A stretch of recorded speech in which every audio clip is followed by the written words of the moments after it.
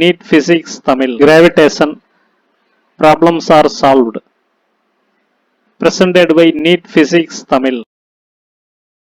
Question number 8.18. The escape speed of a projectile on the Earth's surface is 11.2 km per second. A body is projected out with thrice this speed. What is the speed of the body far away from the Earth? Ignore the presence of the sun and other planets. நார்மலாக ஒரு பாடியை earth சர்ஃபேஸில் இருந்து எர்த்தோட இன்ஃப்ளூயன்ஸில் இருந்து விடுபடுற மாதிரி escape ஆகிற மாதிரி project பண்ணோம்னா எஸ்கேப் ஸ்பீடில் வந்து அதை ப்ரொஜெக்ட் பண்ணும். That escape speed is 11.2 kilometre per second. So எந்த ஒரு பாடியையும் 11.2 கிலோமீட்டர் பர் செகண்டுங்கிற ஸ்பீடில் ப்ரொஜெக்ட் பண்ணோம்னா that will go out of earth's gravitational control. இதற்கு பதிலாக a body is projected out with thrice this speed. இந்த 11.2 கிலோமீட்டர் பர் செகண்டுக்கு பதிலாக இது மாதிரி 3 டைம்ஸ் ஸ்பீடில் வந்து ஒரு பாடியை ப்ரொஜெக்ட் பண்ணுறோம். அந்த மாதிரி ப்ரொஜெக்ட் பண்ணுற போது அது எர்த்தோட இன்ஃப்ளூயன்ஸை தாண்டி போன பிறகு அதோட ஸ்பீடு என்ன இருக்கும்? Sun and other planets negligible effect கொடுக்கறதா எடுத்துக்க சொல்கிறாங்க. Ignore the effects of sun and other planets. From the surface of the earth, the body is projected with 33.6 km per second. That is 3 times the normal escape speed. அதுக்கப்புறம் it will move very fast and go out of earth's influence. எர்த்தோட கிராவிட்டியை தாண்டி போயிடும். So அந்த மாதிரி அது எர்த்தோட கிராவிட்டியை தாண்டி போன பிறகு அதோட ஸ்பீடு என்ன? On the surface of earth, the projectile will have both PE and KE. Hence, total energy is PE, that is minus G capital M small m by R. Capital M is mass of earth. Small m is mass of the projectile. R is the radius of earth. Capital G is universal gravitational constant plus half m V1 square. This is kinetic energy. V1 is the initial speed of projection, that is 33.6 km per second. Out of Earth's influence, the projectile will have only kinetic energy. Therefore, total energy will be half m V2 square. That is V2 ங்கிறது the speed when it goes out of Earth's gravitational attraction or Earth's gravitational force. Now conservation of energy concept apply பண்றோம். That is initial total energy should be equal to final total energy. Initial total energy ல வந்து potential energy plus kinetic energy. Final total energy ல only kinetic energy. So minus G m by R plus 1 by 2 m V1 square equal to 1 by 2 m V2 square.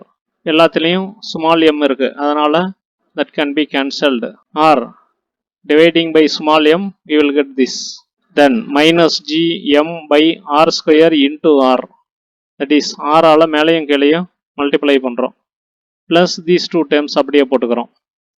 This is minus G into R, இந்த இடத்துல small g, this is acceleration due to gravity, plus half into V1 is 33.6 km per second square equal to 1 by 2 V2 square.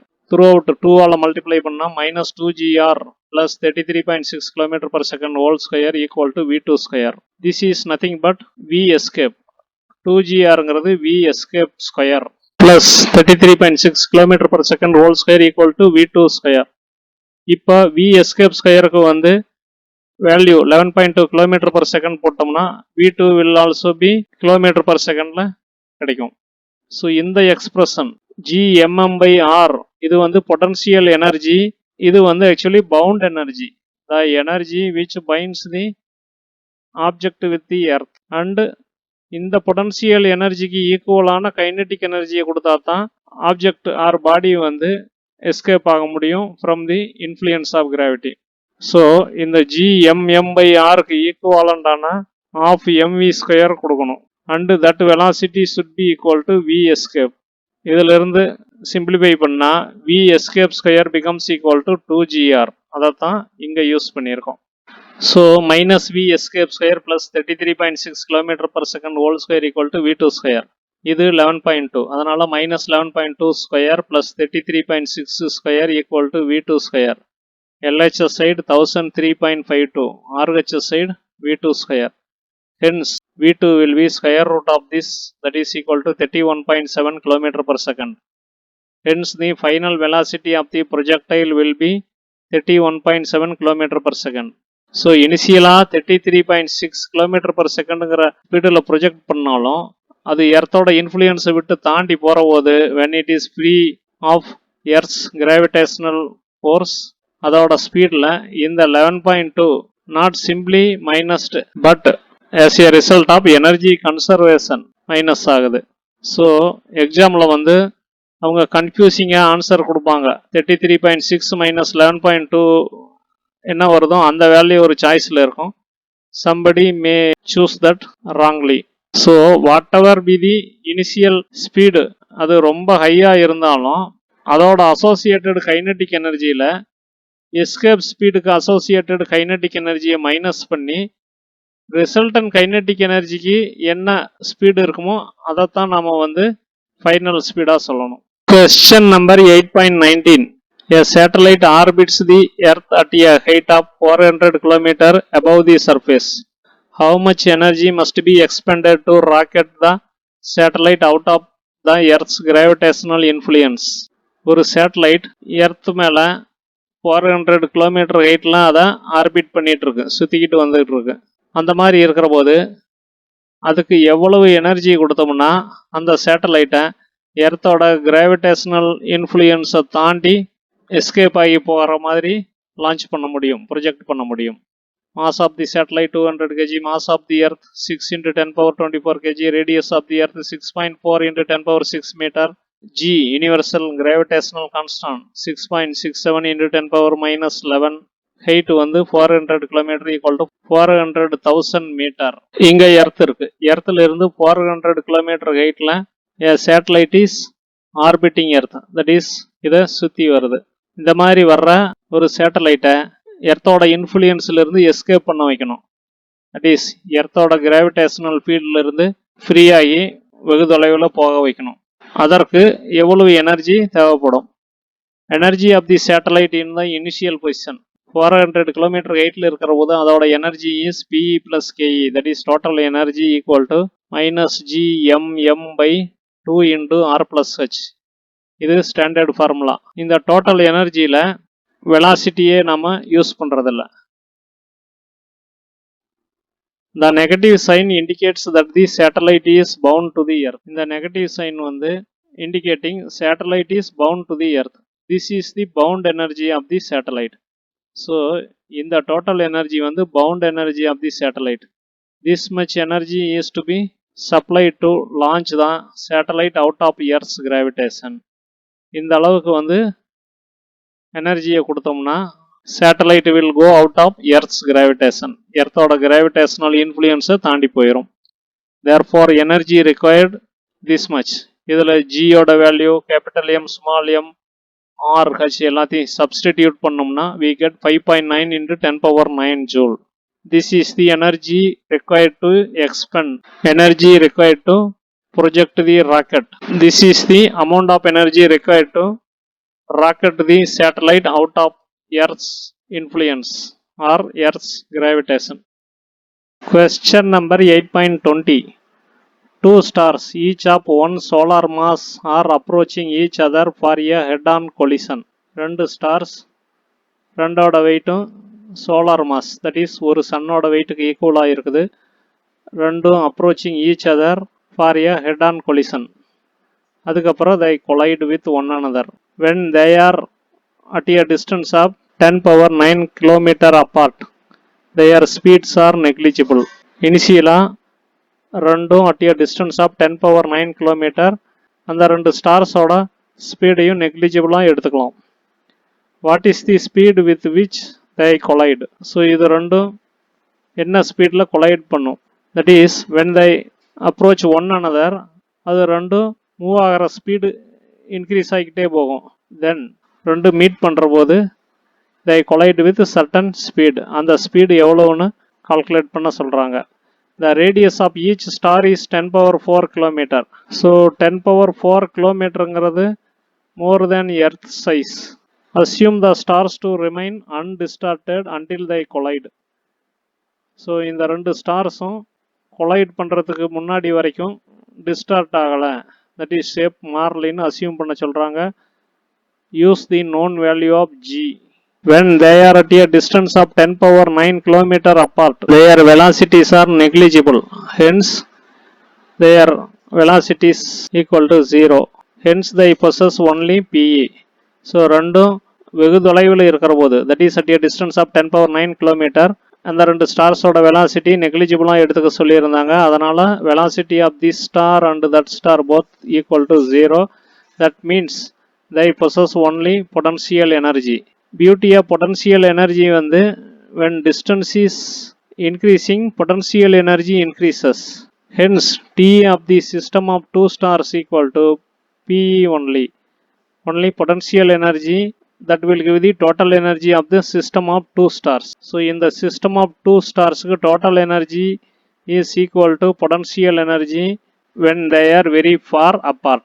இந்த ரெண்டு stars கடையில் distance r இருந்துச்சுன்னா, then the potential energy associated with the system of these two stars equal to minus g into mass of the first star into mass of the second star divided by distance between them equal to minus gm square divided by 10 power 9 into 1000 meter.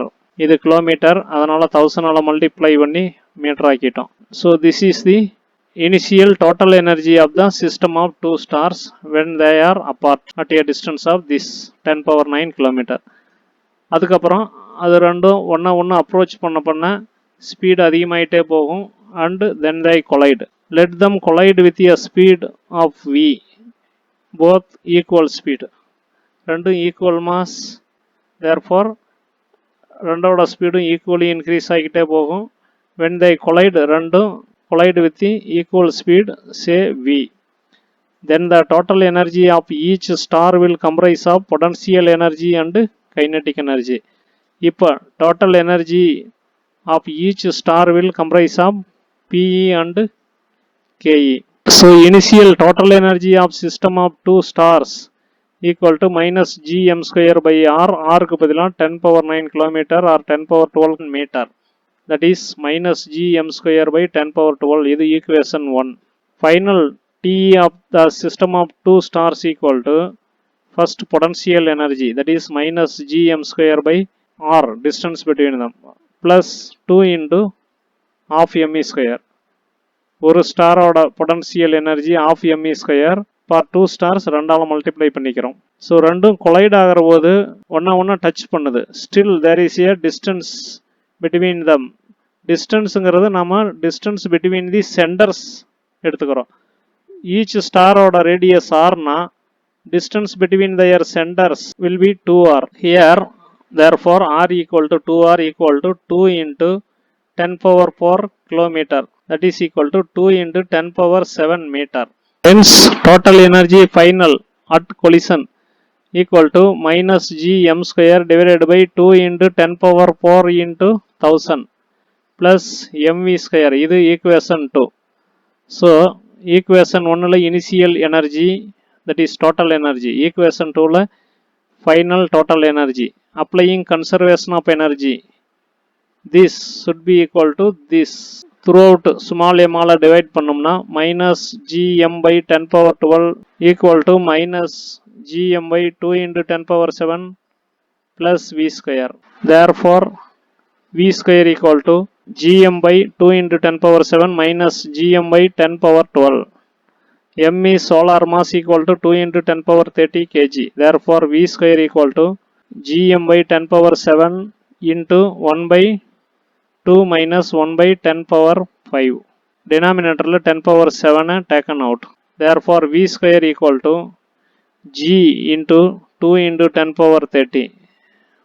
M oda value into 1 by 10 power 7, which is already taken out. And within bracket 1 by 2 is 0.5 minus 10 power minus 5. This is very negligible.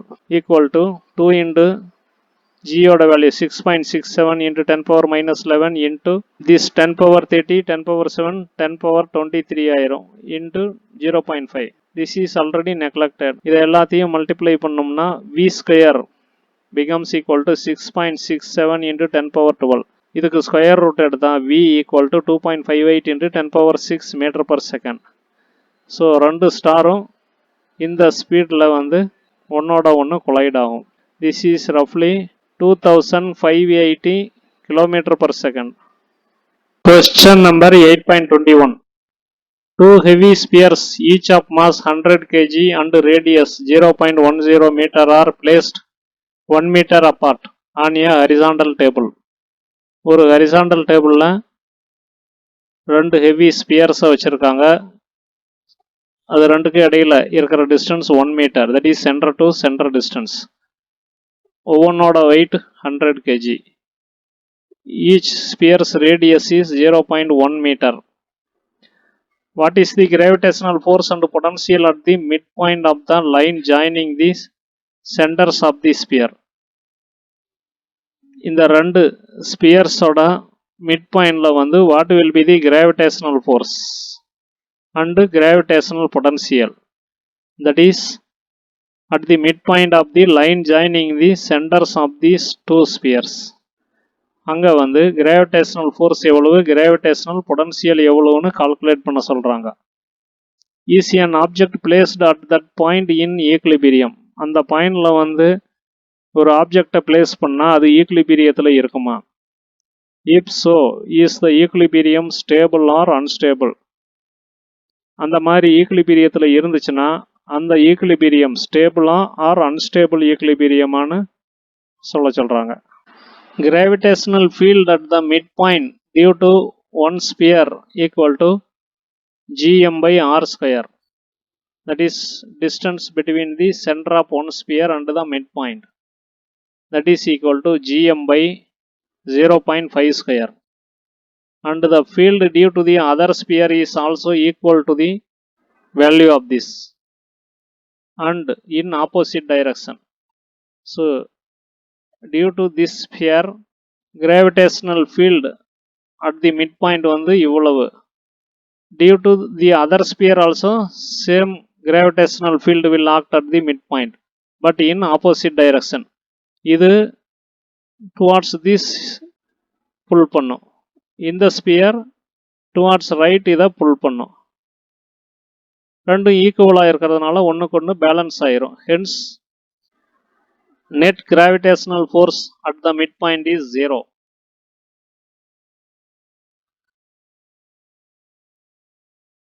Question number 8.22.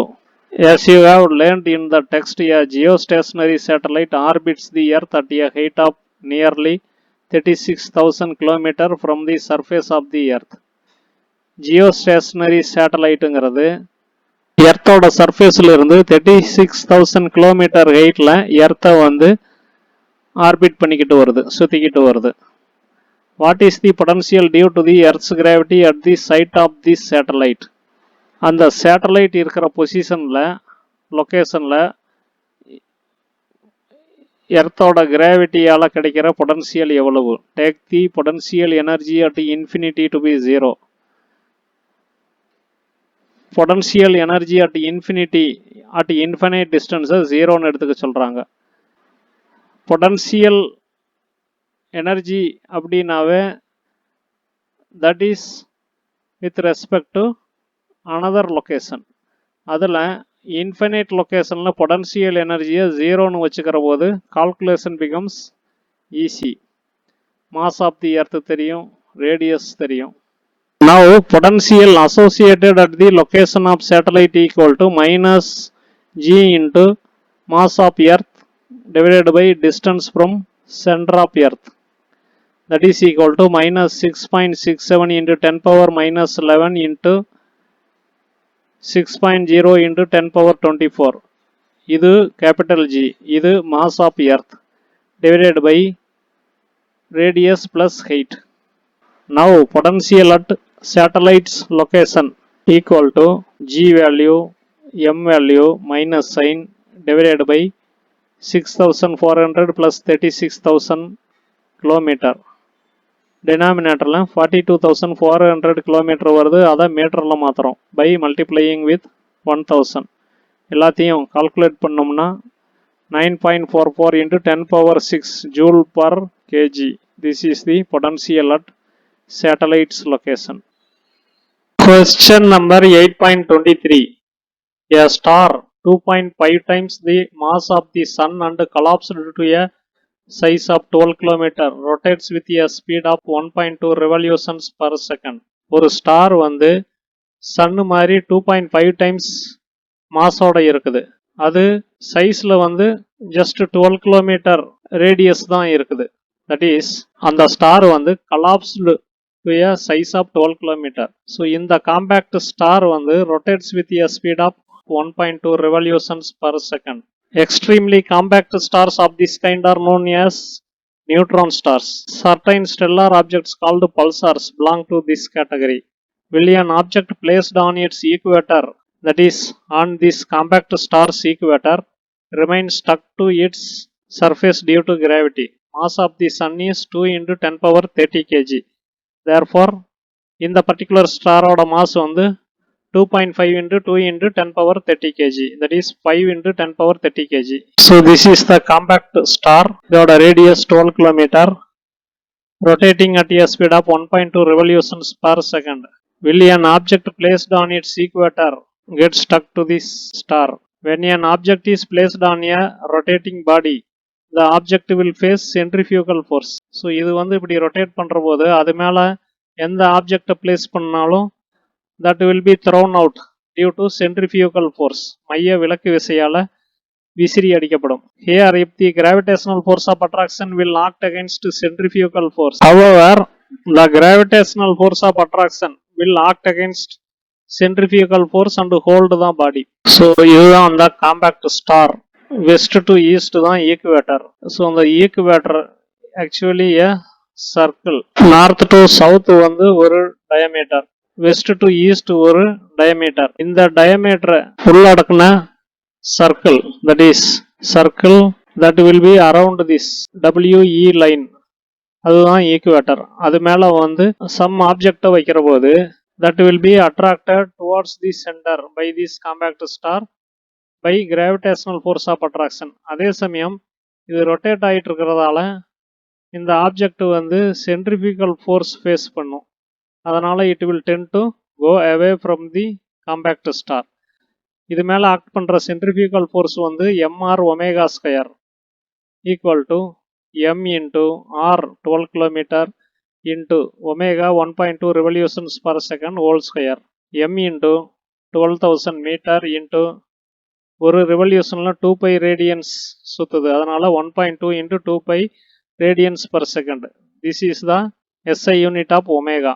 அதனால் அதை use பண்ணுறோம். And squared.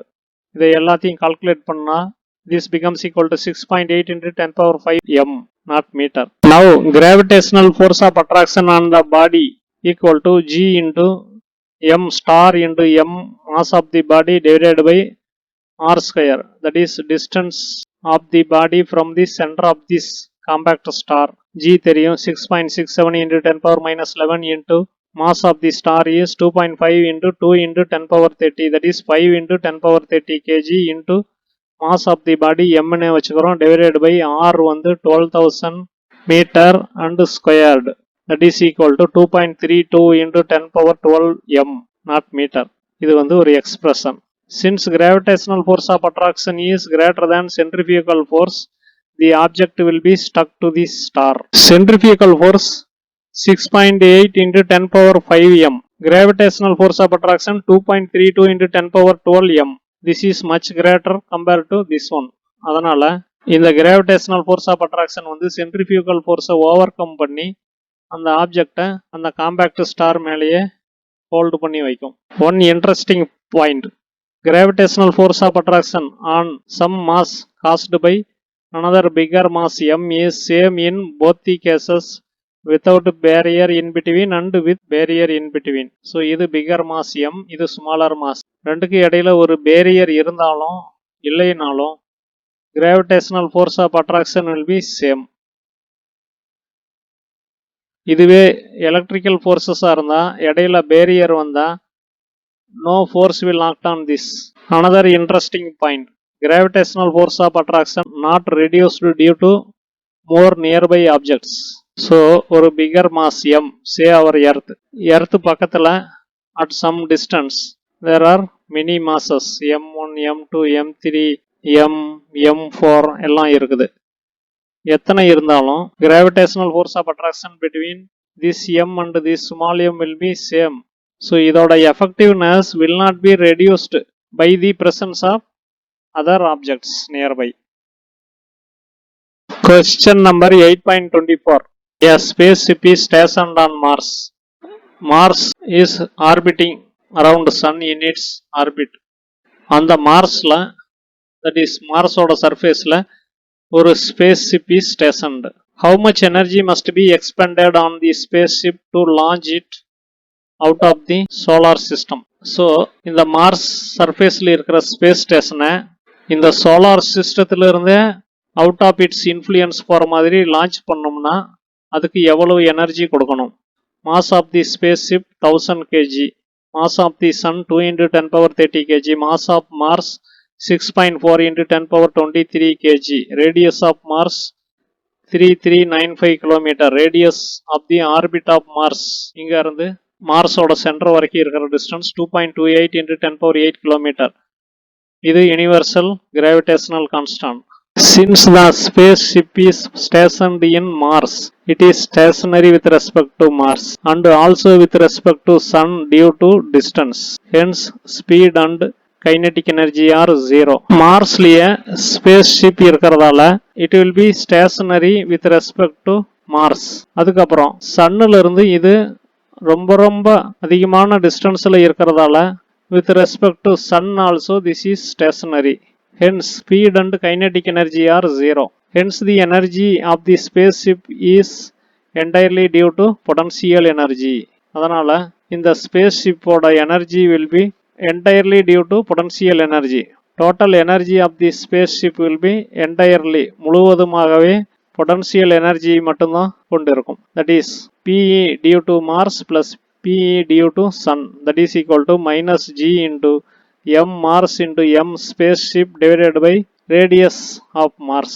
இது வந்து potential energy due to Mars minus G into M Sun into M spaceship divided by this distance, that is orbital distance of Mars. Hence energy of the spaceship equal to minus Gm Mars into M spaceship divided by radius of Mars minus Gm Sun M spaceship divided by orbital distance of Mars, that is equal to minus Gms வெளியே எடுத்துறோம் within bracket M Mars by radius of Mars plus M Sun by orbital distance of Mars equal to, this is G value, this is mass of spaceship 1000 kg and within bracket this is mass of Mars divided by radius of Mars, this is mass of Sun divided by orbital distance of Mars. எல்லாத்தையும் calculate பண்ணா the energy of the spaceship becomes equal to minus 5.98 into 10⁻11 joule.